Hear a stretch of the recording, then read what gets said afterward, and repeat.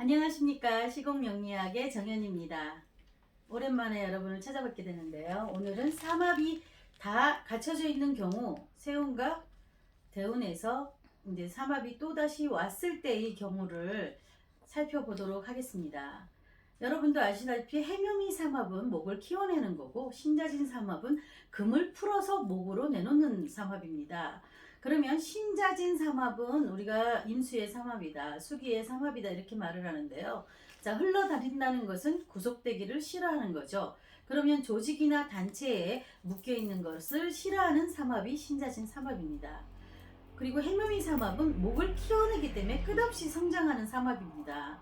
끝없이 성장한다는 것은 변화가 굉장히 무쌍하고, 우리가 나무를 보면 잎이 피어나고 그 잎이 또 그 다음에 똑같이 피어나지 않거든요. 그리고 꽃이 피어날 때가 있고 안 피어날 때가 있고 이런데요. 꽃의 모양을 봐도 조금씩은 그애와 똑같지는 않다는 겁니다. 그래서 끝없이 변화를 추구하면서 성장해 가는 게 해묘미 삼합인데요. 그 해묘미 삼합을 갖고 계신 분들은 교육이나 어떤 끝없이 변화하는 거, 상상력을 추가한다든지 창의적인 일을 한다든지 뭔가를 키워내는 일에 굉장히 잘하는 사람이죠. 자, 이번 삼합은 해묘미 삼합을 갖고 계신데요. 자, 이분은 캐나다에서 2002년도에 20살이었습니다. 자, 20살이면 개축대운에 들어왔다는 거죠. 자, 개축대운에 들어왔을 때 이미 해묘미 삼합은 순서대로 흐르기 때문에 이게 순차적으로 가는 거에는 문제가 별로 없다, 좋은 흐름이다 이렇게 보여집니다. 그래서 이 사람은 무슨 직업을 가졌는가? 자, 하키 선수를 했습니다. 4살 때부터 이제 하키를 시작했고 스케이트를 타고 4살 때부터 스케이트를 타면서, 자, 스케이트의 어떤 모양이 상상을 한번 해보시고요. 그 다음에 11살 때부터 스키를 했는데요. 2002년도에 이분이 차를 타고 그 빙판길에 미끄러지면서 차가 물로 추락을 하게 됩니다. 그리고서 혼수 상태에 들어가서 이틀 만에 죽었습니다. 그러니까 2002년 같은 경우에는 임오년에 이제 들어가는데요. 자, 임오년에 임수가 오면서 여기에 정화, 계수, 임수가 딱 되면서 합충이 일어납니다. 합충이 일어나고 이 개축대운에는 또 어떤 일이 발생하느냐. 이 축이 묘를 딱 묶어버리죠. 묘축으로 묶어버리면서 을목의 활동력을 딱 묶어버리게 됩니다. 우리가 좋은 예문도 있고 나쁜 예문도 있는데요. 결국은 거의 나쁜 일을 더 조심해야 되기 때문에 이게 나쁜 사주 예문이 더 많은 것 같습니다.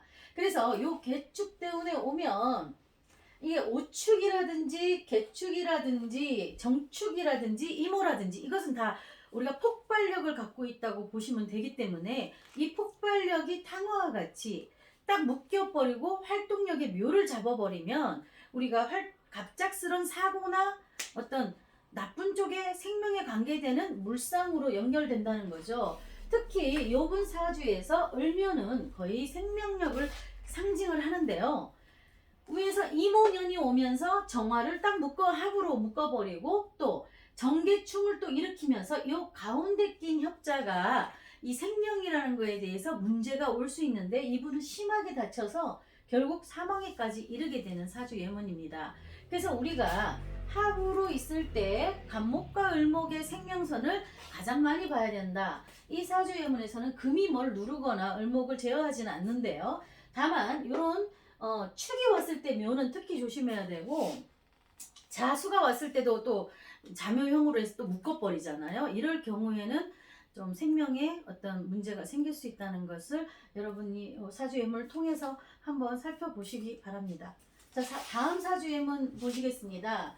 자, 이분은 아까 제가 신자진 삼합에 대해서 얘기했듯이 순서가 바르진 않지만 신자진의 사주 물상을 갖고 있습니다. 삼합이 이렇게 다 짜여진 경우에는 아무래도 구속받기를 싫어한다. 이렇게 또 특히 해묘미 삼합도 또한 어디 구속되는 거를 성장을 하는 막 변화를 많이 추구하기 때문에 조직 안에 묶이기는 조금 힘든데요. 우리가 조직 안에 묶인다는 것은 인호술 삼합이나 사유축 삼합을 보시면 됩니다. 그것은 조직이나 단체를 의미하는 합인데요.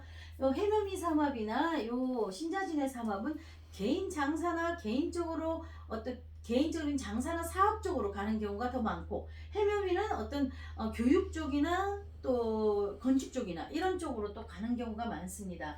특히 미월의 경금은 어떻게 하죠? 자, 이 을목으로, 자, 이것은 간목의 묘지다 하면은 여기에 간목도 있고 을목도 있다는 걸 상징합니다. 그러면 목으로 인해서 이 을목을 을경합으로, 묘신합으로 묶어서 재물을 내가 사업을 해서 재물을 모으겠다 하는 그런 욕망이 굉장히 강해집니다. 그런데 경금은 결정적으로 우리가 뭐를 필요로 하냐면, 이 을경을 합을 해도 뭔가 물질을 추구하긴 하지만 결정적으로 경금한테는 병화를 필요로 합니다. 그런데 대운에서 이런 수기로 계속 가고 있다는 거죠. 그래서 이 갑의 대운에 들어왔을 때 결국 사업에 실패를 해서 망할 지경에 온 겁니다. 여기 만약에 이때까지 버텨줬다면 병화가 나타났을 때 좀 괜찮았을 텐데 지금 너무 길잖아요.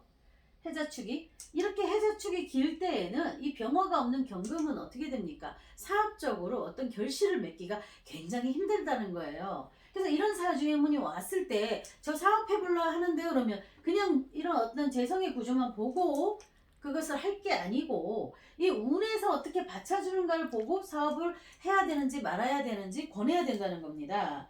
그래서 신자지는 결국 금기를 풀어서 목으로 내지만 이 미월에는 결국 목기운을 갖고 있기 때문에 결국 묘신합, 을경합 하려고 한다는 거죠. 자, 이렇게 해서 욕심을 내면 결국 이런 사람이 그냥 조직 안에 있었다면 오히려 그냥 평탄하게 갈 수 있는 사주가 사업을 함으로써 나는 사업하면 될 거야 라는 어떤 자신감 때문에 시작을 하거든요.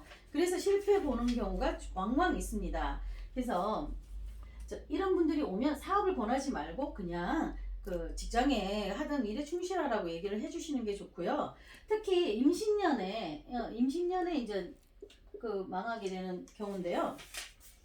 자, 임신년 45세 임신년인데요.